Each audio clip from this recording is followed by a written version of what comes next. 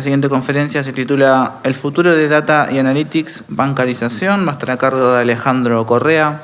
Alejandro es un apasionado por el Machine Learning. Es actualmente director de inteligencia artificial de Rappi y responsable de liderar un equipo que ha llegado a tener 300 Data Scientists, con la misión de generar y desarrollar algoritmos de Machine Learning relacionados con la rotación de clientes, la identificación de usuarios, la detección de fraudes y marketing.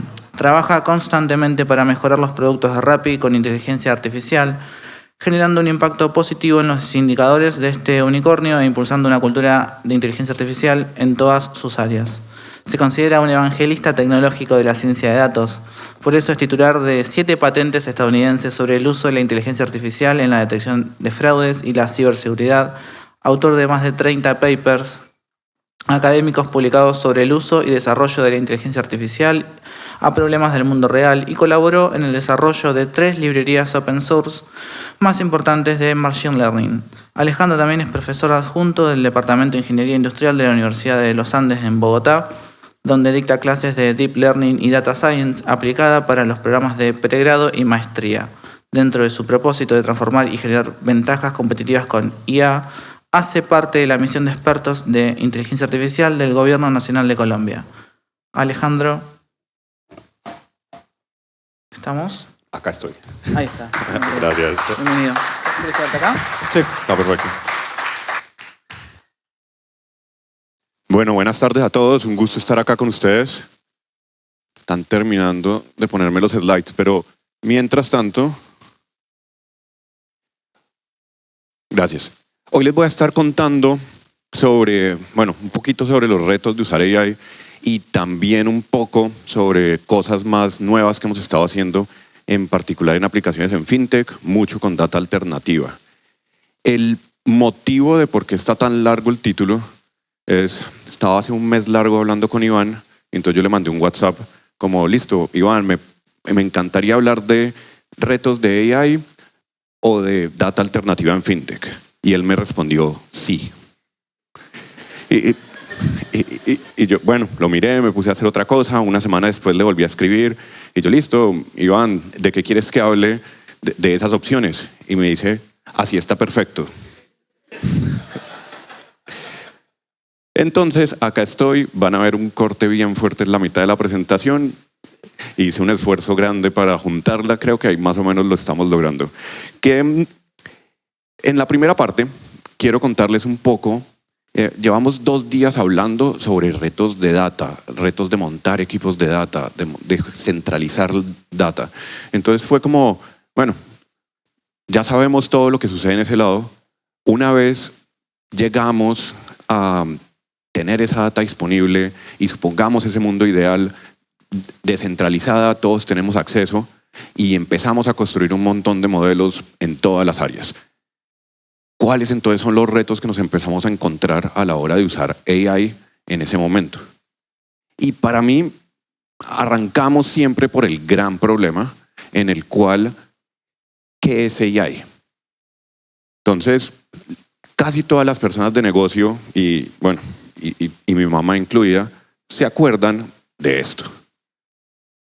Cuando yo estaba montando este slide, a mi hijo le encanta estar mirando qué estoy haciendo en estas presentaciones, cuando estoy preparándolas, y él me preguntó qué es. Lo cual demuestra que llevamos 30 años viendo la misma imagen, pensando que eso es AI. Él me recomendó poner a Ultron y después me di cuenta, se me olvidó el nombre la siguiente vez que estaba buscando el slide. Entonces me quedé con el de Terminator. Pero, ¿qué es entonces AI? Una definición de diccionario sería inteligencia artificial, sistemas o máquinas que imitan la inteligencia humana para realizar tareas que pueden mejorar iterativamente a partir de la información que recopilan. Copia Wikipedia. Yo en algún momento fui yo el que lo escribí en Wikipedia, me lo borraron afortunadamente. ¿Qué es importante acá? 3 cosas. Que estamos usando data con tecnología para tomar decisiones. Eso es todo. No es tan complejo. Es más, hay muchas otras cosas que las podemos explicar utilizando esas mismas 3 componentes. Entonces, estamos usando data con tecnología para tomar decisiones. Ese es el resumen. Yo acá estoy usando la palabra AI. ¿Qué pasa si reemplazo ahí AI por Machine Learning? ¿Cambia en algo? Debería cambiar, pero hoy en día lo usamos para todo, ¿no? Entonces, siempre me encanta copiarme esto de otro lado. ¿Cuál es la diferencia entre Machine Learning y AI si se lo estoy explicando a alguien de negocio? Facilísimo. AI está en PowerPoint, Machine Learning está en Python. Muy fácil. Yo también soy culpable que empecemos a usar estos términos pues para todo, ¿no? Y hoy en día está de moda AI, quién sabe cuál va a ser el próximo que sigue, pero quedémonos centrados en analítica predictiva o usar modelos para hacer predicciones. Y en ese caso, AI yo lo considero una evolución de la programación. Entonces, permítanme les explico un poco más. Cuando estamos haciendo programación, ¿qué es lo que realmente está pasando? Estamos cogiendo data con reglas expertas, aplicamos programación y obtenemos un resultado. No importa si estamos programando el software Excel o si estamos programando un motor de decisión. Estamos usando reglas determinísticas, estamos usando data que va a ser el input, aplicamos programación, obtenemos un output. En general, siempre el mismo input nos da el mismo output. ¿Qué cambia con AI? Resulta que lo que cambia es simplemente el orden de las cajas. Con AI, lo que hacemos es que nuestro input va acompañado por el output de lo que ha sucedido. Aplicamos AI y obtenemos las reglas. Entonces nosotros estamos usando, en el pasado, cuando estamos haciendo programación, tenemos que enseñar cuáles son las instrucciones. Ahora en AI tenemos que enseñar cuáles son los ejemplos para obtener las instrucciones. Uno puede argumentar que cualquier sistema de AI lo podemos hacer a punta de programación y que yo me puedo gastar 2 millones de líneas de código en hacer un sistema que me diga dónde está un carro, dónde está un peatón en ese ejemplo.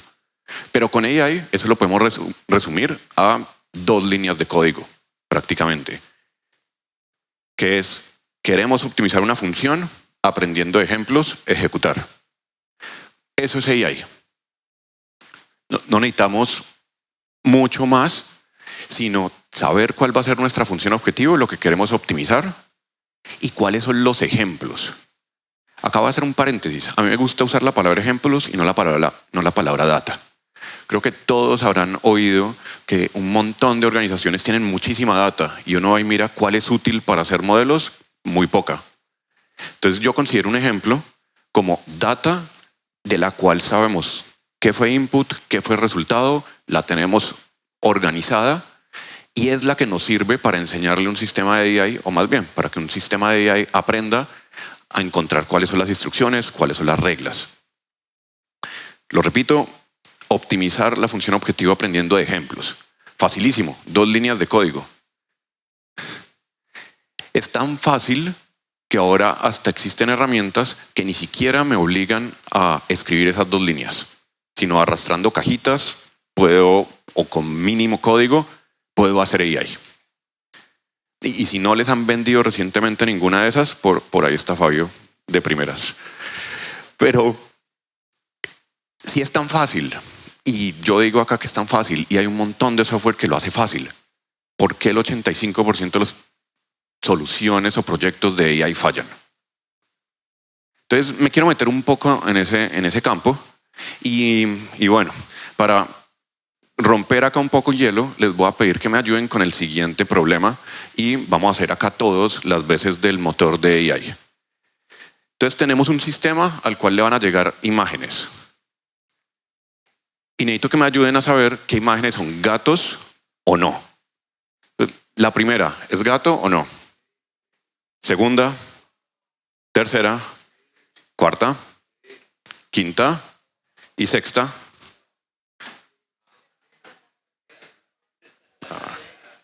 Muy bien.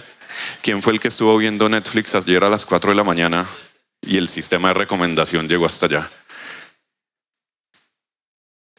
Vamos a hacer algo. Cambiemos la función objetivo. ¿Es un felino, sí o no? Perfecto.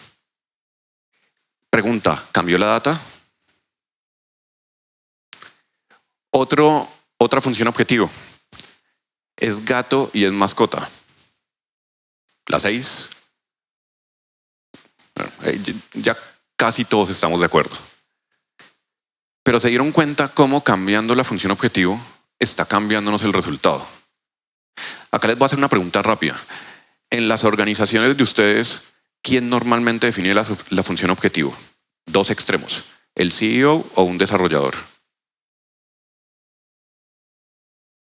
Casi siempre es más cercano al data scientist o el desarrollador el que está tomando la decisión de cuál es la función objetivo del modelo de machine learning que vamos a usar. Y el CEO bien lejos de esa decisión. Y si se dieron cuenta, los resultados cambian muchísimo. Entonces, cuando estamos en un e-commerce, queremos optimizar ventas, clics, downloads, leads. Hay muchas cosas que queremos optimizar, pero el modelo de Machine Learning, por el hecho que esté dándonos la probabilidad de compra, no necesariamente habrá sido creado o optimizado para eso. Entonces, tenemos que empezar a entender un poco más cómo se relaciona la función objetivo del modelo de AI con cuál es el objetivo de negocio que tenemos. Y resulta que el objetivo es subjetivo. Entonces, se dieron cuenta en este ejemplo, depende de cómo lo estamos construyendo, depende de qué es lo que queremos optimizar, depende de cuáles son nuestros datos. Y eso yo lo defino como ese primer reto de construir un modelo o una aplicación con AI. Tenemos que definir correctamente el objetivo. Lo cual, volvemos, no es nada fácil y normalmente en nuestras organizaciones estamos delegando esa responsabilidad a otras personas que no necesariamente están alineadas con el objetivo de la compañía. Vamos a hacer otro ejemplo diferente.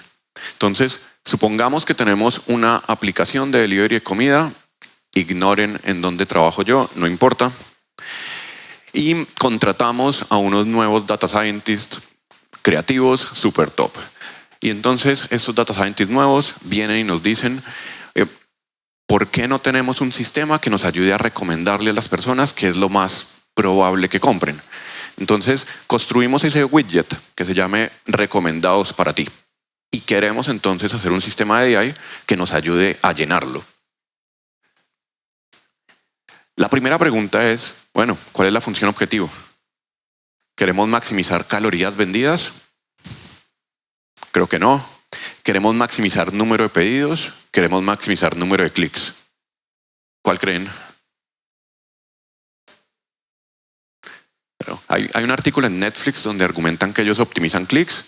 Vámonos por la fácil. Optimicemos pedidos.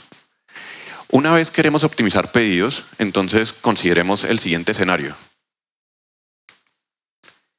Tenemos 3 usuarios. El primero, a alguien que claramente le gusta el pollo apanado, le gusta, entonces come pollo, bowl, más pollo. La segunda persona, hamburguesa, pasta, hamburguesa. Y la última persona, ensalada, bowl y sándwich sano, lo que todos quisiéramos estar pidiendo siempre, pero al final se nos cuela una que otra hamburguesa. Y tenemos los siguientes productos que queremos recomendar. Tenemos una carne, tenemos otro bowl y tenemos un pollo que no está apanado, pero seguimos en la misma línea. Rápidamente, se imaginarán, hacemos las siguientes recomendaciones. Al que siempre nos pide pollo, le recomendamos otro tipo de pollo. Al que nos pide hamburguesas, le recomendamos la carne. Y a la persona que nos pide la comida más sana, le recomendamos otro tipo de bowl. ¿Cómo construir esto? Hay muchas formas de construirlo. Podemos hacer computer vision para analizar imágenes. Podemos hacer filtros colaborativos para entender qué le gustan a las otras personas. Podemos analizar el menú, el texto del menú, para hacer recomendaciones. Todas tienen fallas, todas tienen un montón de problemas. Es espectacular la cantidad de cosas que podemos hacer y casi ninguna sirve para nada. Pero en este caso, Nosotros la primera vez que lo hicimos con imágenes. Y resulta que cuando uno hace esto con imágenes tiene un problema gigantesco, que no se da cuenta qué tipo de platos son veganos. Entonces resulta que las hamburguesas de la persona de la mitad son hamburguesas veganas. Y salimos a recomendarle, esto es historia de verdad, a la prima del CEO un pedazo de carne. Resulta, ¿qué pasó? ¿El modelo está mal? No.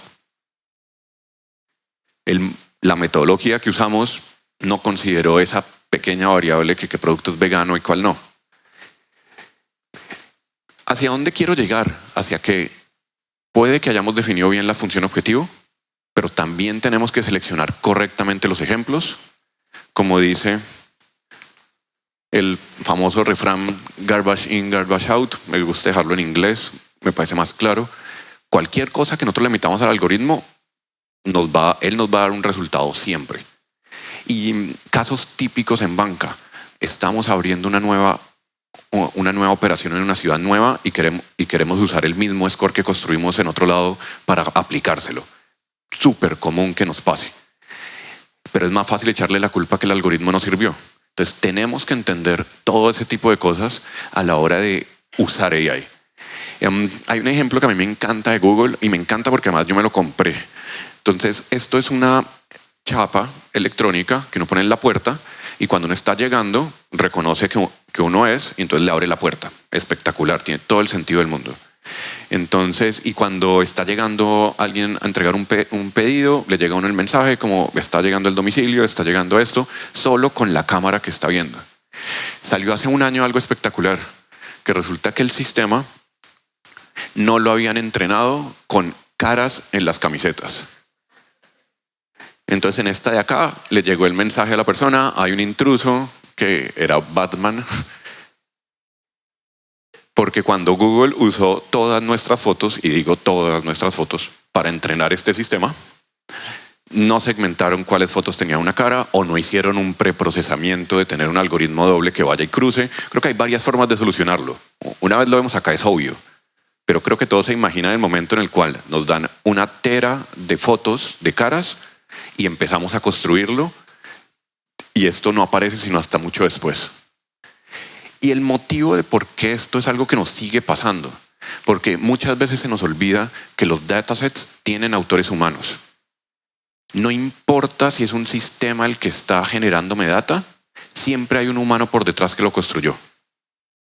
Entonces, toda la data que nosotros usamos la construyó un humano.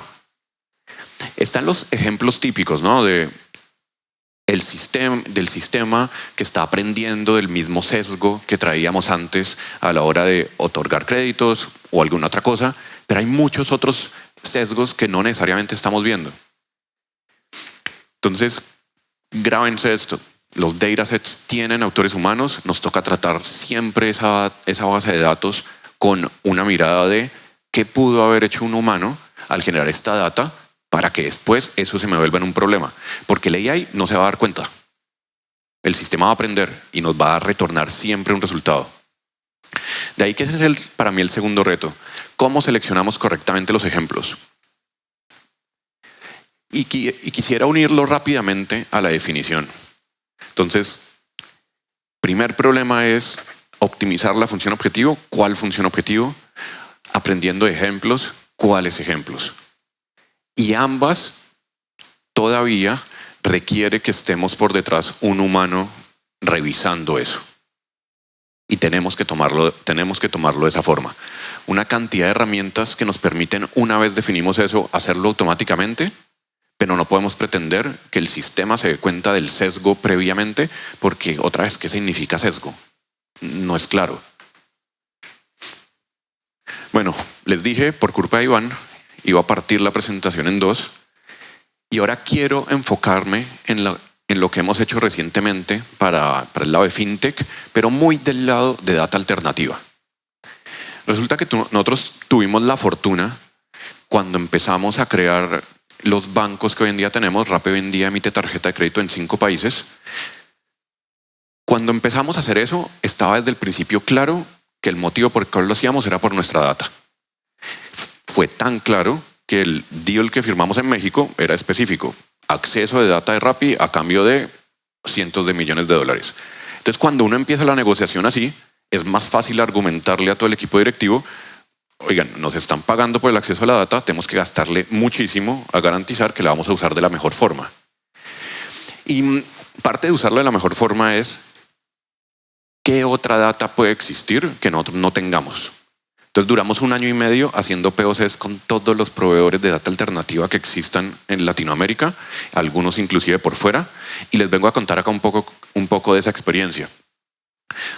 Antes que nada, usar AI hoy en día en una fintech o en una institución financiera pues es infinito, ¿no? Lo podemos usar para seleccionar a qué usuarios hacerle propuestas, para obviamente riesgo de crédito, fraude, etcétera, y después otra cantidad de cosas a la hora de mantener el cliente.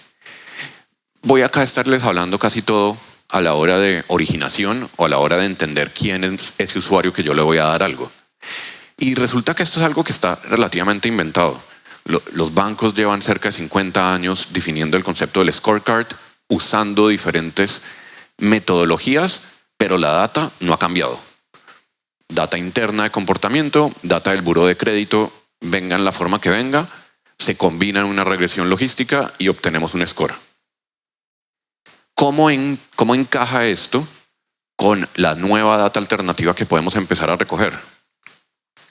Entonces resulta que, esto me lo copié de FICO, hay muchas cosas interesantes que se pueden hacer con data alternativa. Se habla que la podemos aplicar en adquisición, cobranzas, fraude. Y otra vez, slide de FICO. En teoría, eso me debería mejorar mis modelos. Resulta que algo que yo traté de hacer, no existe literatura académica con data abierta que demuestre que eso es verdad.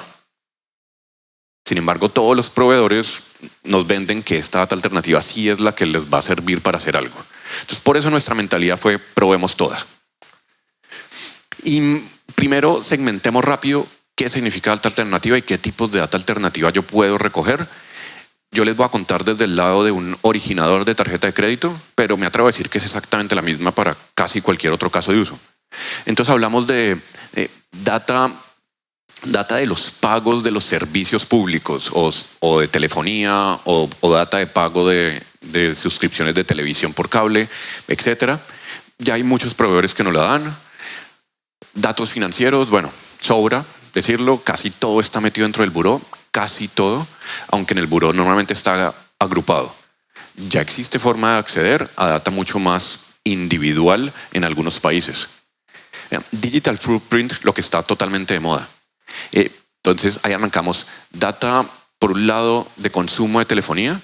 De una vez les digo, es la mejor data alternativa que hemos encontrado para detectar fraude. Es data de telcos.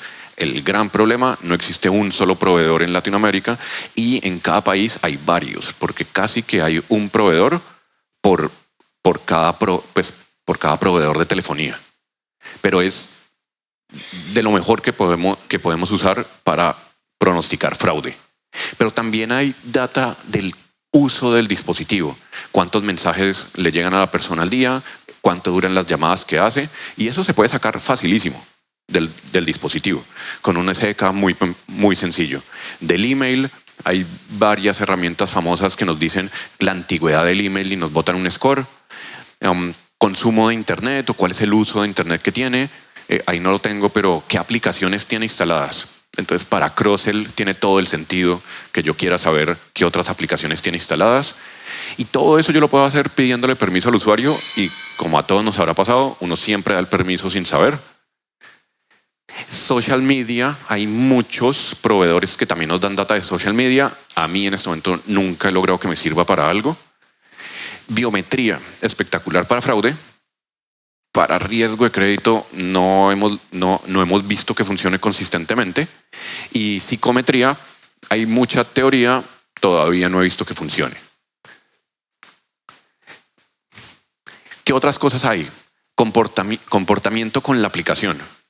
Listo, la persona qué tan rápido se mueve. Hay un proveedor que siempre cuenta un ejemplo de si la persona, yo le pongo un slider, qué tan rápido mueve el límite de cupo, tiene una relación con el riesgo de crédito.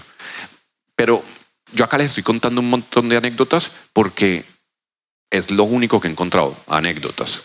Todavía no existe algo consistente y menos estudios formales académicos con nada de esta data. Es muy nueva, para ser franco, pero ya espero que se estén dando cuenta un poquito lo que quiero dejarles en esta parte. No existe ni una sola que sea el Holy Grail de la data alternativa y en este momento todavía estamos en una etapa en la que nos toca probar toda. Registros públicos es buenísimo para pronosticar ingresos. El problema es que esto no está digitalizado en casi ningún país. Datos geográficos sirve mucho para fraude y datos transaccionales, como por ejemplo, no sé, los de alguna aplicación de e-commerce, como esta.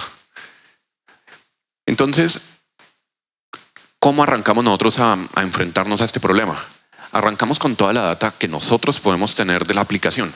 Inicialmente transaccional y después un poquito más también entendiendo el consumo de búsquedas, cuánto se demora en hacer un pedido desde que entra la aplicación, por cuántas partes pasa antes de hacer el pedido. Variables interesantes que sí me han servido un poquito. Si la persona solamente ve cosas que tengan descuento o no. Ese tipo de cosas uno las puede construir y creo que ideas de qué variables extraer de una aplicación de estas para entender el riesgo de crédito hay demasiadas. Y la mentalidad nuestra fue, nos creamos un diccionario gigante y cada vez que un nuevo stakeholder tenía una nueva super idea que nos iba a solucionar todo, la agregábamos al Feature Store y la probábamos. Entonces llegó un momento que teníamos cerca de 15,000 variables, todo tipo. Si el celular lo abren así, si lo abren así, la velocidad del Wi-Fi es buena para estimar ingresos y todo tipo de cosas hicimos. Otra vez, más que se lleven algo puntual, llévense la mentalidad de toca probar todas porque ninguna funciona. Otra cosa que nosotros hicimos, mucha de esa data que les he contado hasta ahora, hay un montón de proveedores que la extraen, sobre todo la data que extraemos del celular.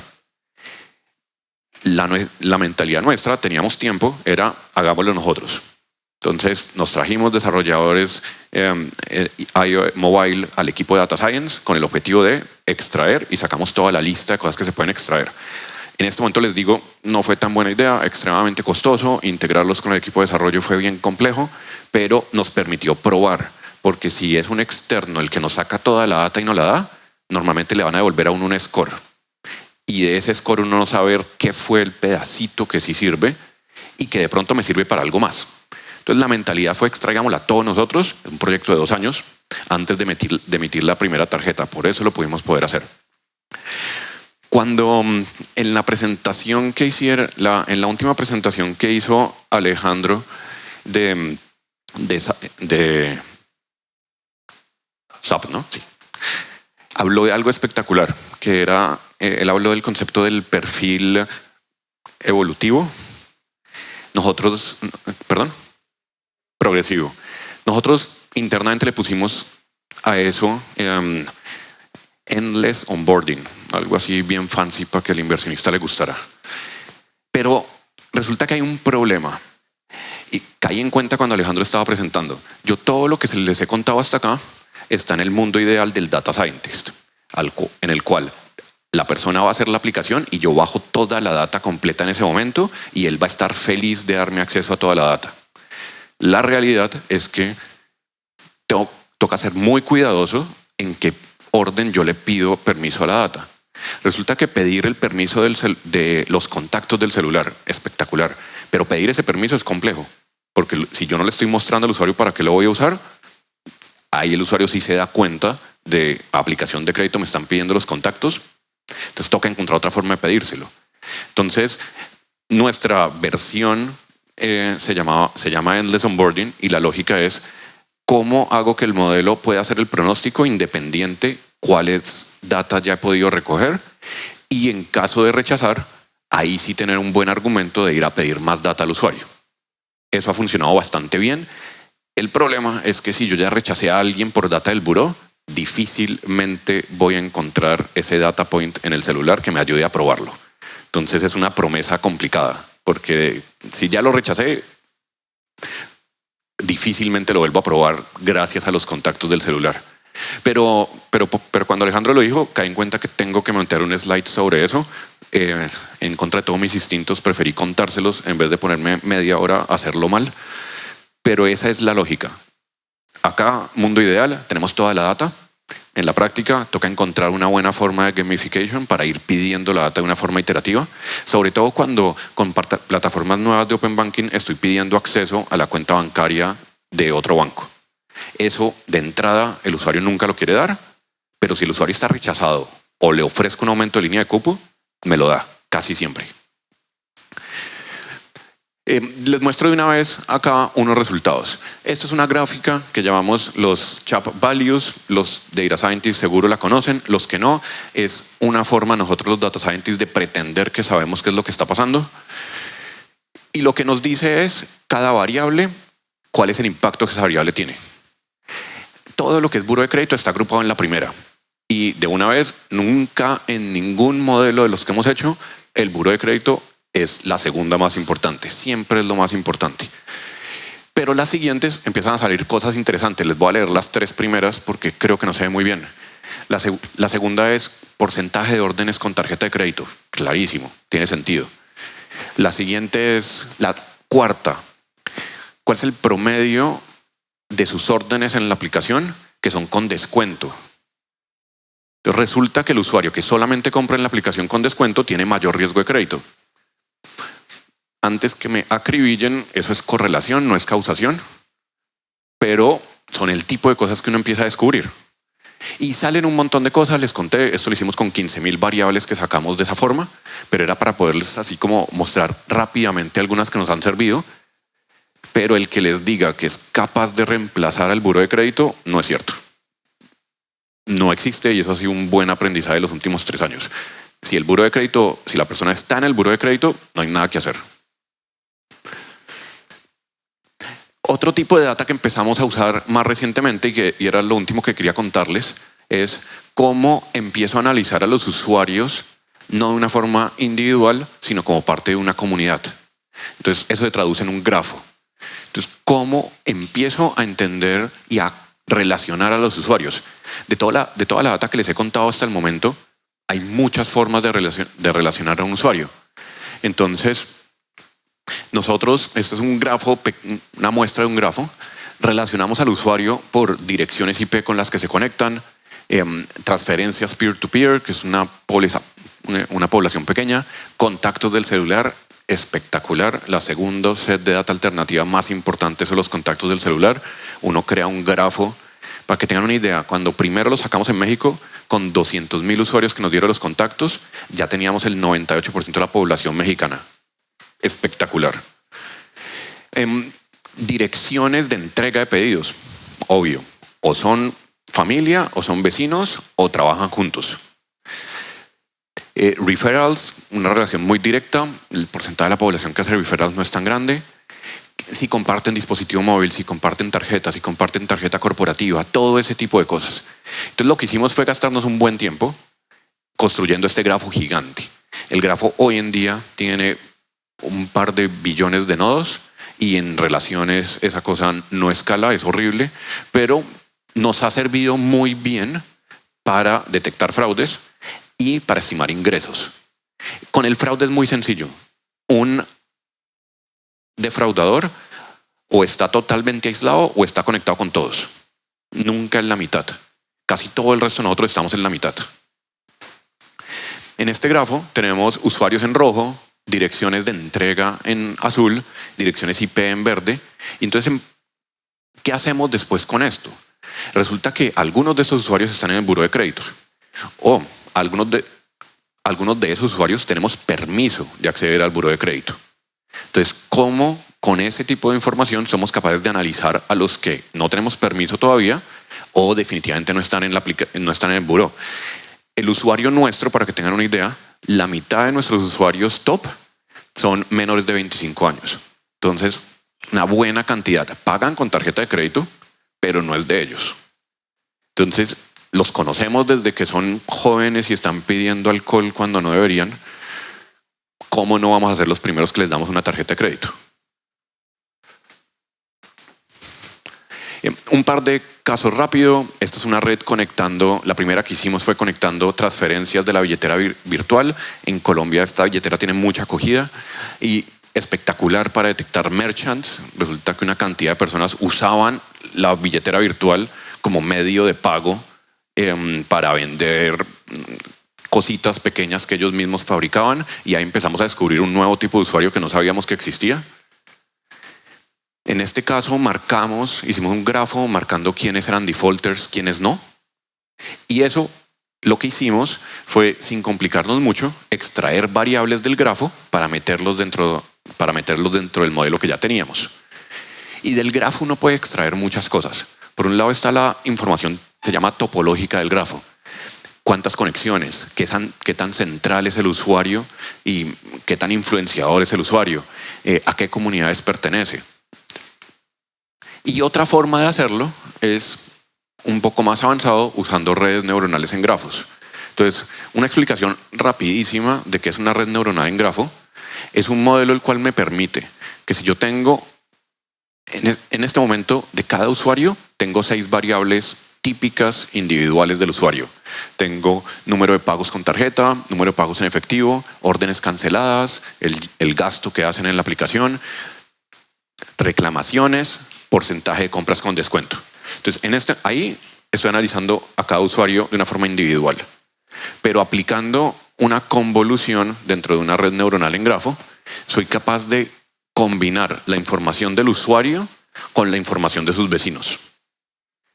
Por detrás, la red neuronal es la que se encarga de aprender los pesos para cómo hacer eso.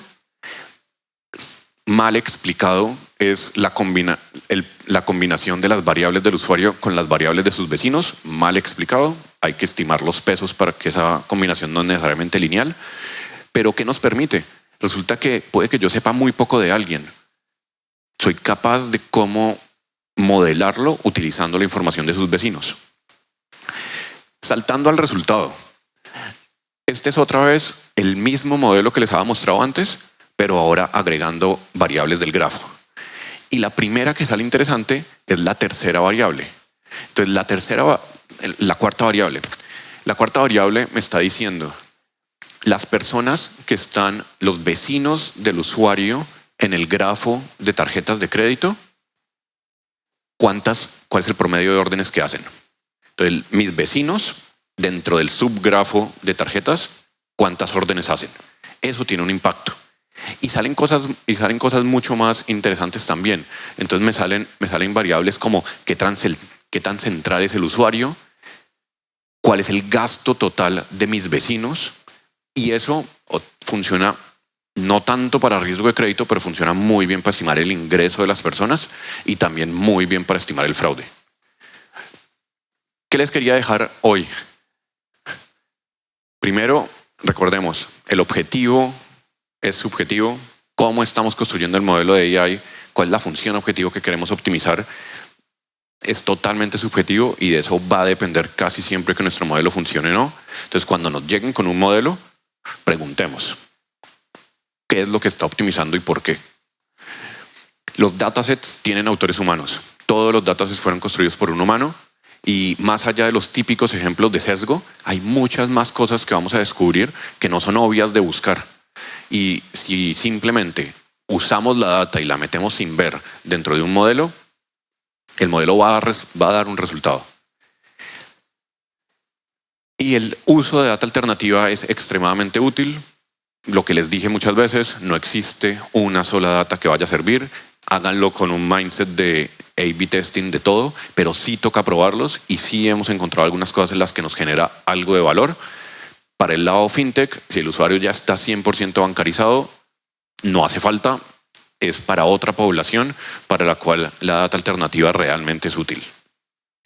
Antes de terminar, quería invitarlos a que oigan nuestro podcast. Tenemos maravillosos invitados como Iván, Fabio, muchos otros que hemos entrevistado y lo pueden encontrar en Spotify. Estamos entrevistando a Chief Data Officers de Latinoamérica y tratando de ampliar un poco más lo que hemos aprendido en este par de días. Un buen resumen. Muchísimas gracias.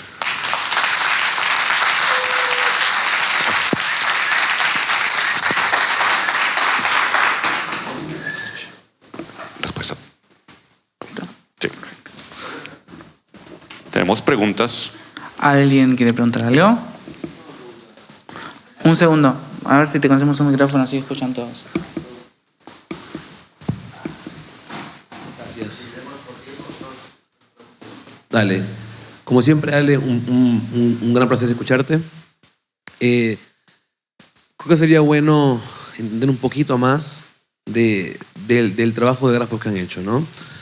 Entendí, algo importante, es que los datos alternativos que han usado hasta el momento, de todos esos, los que más han dado valor han venido de grafos, de alguna forma u otra, ¿no? Sí. Ok. Entiendo que es algo muy experimental. Mi pregunta va enfocada a cómo has hecho el trabajo de convencer a la gente de arriba, a los que deciden, que tienen la plata, que esto es lo que vale la pena intentar, porque es algo muy experimental y lo vivimos mucho en las compañías, lo complejo que es cambiar el mindset de un buró de crédito a entender el grado de 2 grados de diferencia de una persona en un grafo. Hay un mundo de diferencia. ¿Alguna recomendación para cómo hablar de todas estas cosas tan experimentales y novedosas para la gente más de arriba?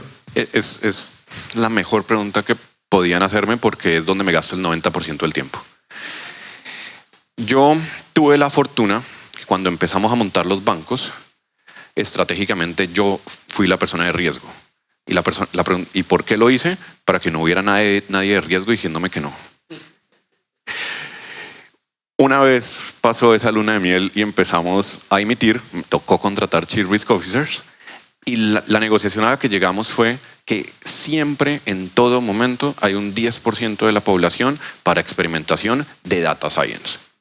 Y llegamos a la negociación compleja que ese 10% está fuera del KPI del Chief Risk Officer. No fue fácil, en 2 países sirvió, en otros 2 no lo logré hacer, pero fue la mejor forma. Porque si el budget de experimentación igual le afecta el resultado o el bono del Chief Risk Officer, es muy complejo. Porque Fabio lo dijo muy bien. La persona acostumbrada a hacer el modelo de riesgo conoce perfectamente el buró por arriba y por abajo, pero los 2 grados de separación, para nada. Entonces, toca verlo como cualquier otra experimentación que estemos haciendo en este tipo de, pues, en general con Data Science. Algo que suelo hacer es que el primer experimento nunca es este, sino metemos un modelo sencillo, al momento que cuando lo cambiamos, a veces ni siquiera se enteran y nosotros lo probamos. Pero, ¿cuál es el trade-off? Yo soy dueño de ese KPI, de ese 10%. Entonces se viene la responsabilidad también, sabiendo que tenemos un budget mayor para equivocarnos y siempre ese budget agrupado va a tener un peor comportamiento que el resto de la cartera. Siempre. Siempre budget de experimentación va a ser peor. Pero fue la negociación a la que llegamos, 1 año y medio negociando eso. No les voy a decir mentiras, pero fue la política que hicimos. Gracias.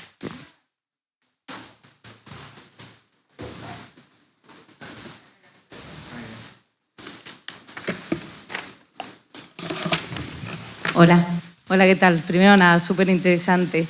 Pregunta, vos decías, bueno, si está en el buró, asumiendo que es digamos, negativo, obviamente es súper predictivo. Ahora, cuando haces competir la información positiva de los buró, o mismo en una entidad financiera, la de pagos, la de uso versus la nueva información, sacada de grafos de vecinos o demás, digamos, ¿no? De contactos, esa información que decís, o sea, esas variables nuevas y disruptivas, ¿qué tal? O sea, ¿cómo compiten? O sea, ¿sigue siendo la de pago y comportamiento o realmente encontraste cosas que dijiste, wow? Realmente no pudimos hacer esa comparación porque tanto el buró de Perú, México y Colombia son ambos positivos y negativos. Mi analogía sería, sí nos ha servido para estimar ingresos, que yo creo que es parte de la utilidad del buró positivo. Entonces, para eso me atrevería a decir que si quito todo lo negativo, probablemente el efecto de estimación de ingresos se va a mantener, pero no sabría expandirlo mucho más. Definitivamente la conclusión no va a ser la misma a la que nosotros llegamos, y muy interesante entenderlo. Bueno, muchísimas gracias. Gracias, Alejandro Correa.